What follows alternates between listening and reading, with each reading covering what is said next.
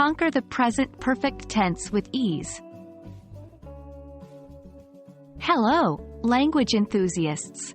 In today's video, we'll be diving into an interesting aspect of English grammar, the present perfect tense. This tense is commonly used, and understanding it can significantly improve your English communication skills.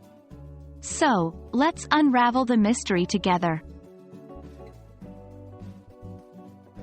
The present perfect tense is used to talk about situations or events that have a connection with the present. The tense is formed by combining has or have with a past participle. For instance, I have eaten, or she has arrived.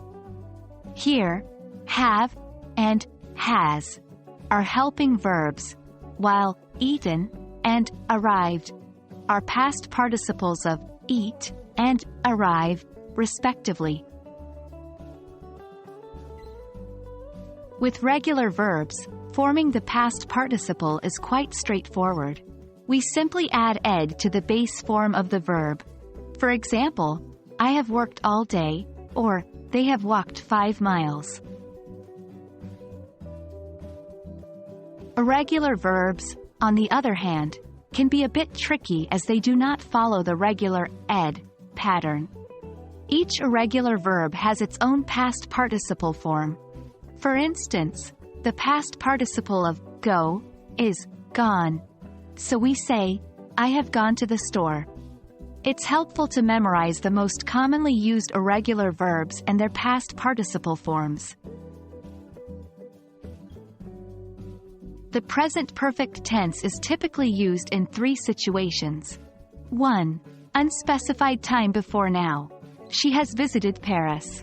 Here, it is not important when she visited Paris. 2. Experience. When we want to talk about life experiences until now. Example, I have never eaten sushi. 3. Change over time. To show changes that have happened over a period of time. For instance, the climate has changed dramatically over the last decade.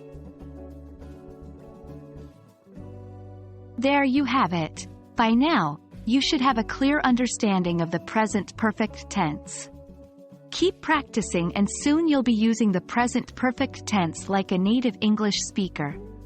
As always, keep exploring the vast world of English, and remember, practice makes perfect. We hope you found this video helpful. Until next time, happy learning!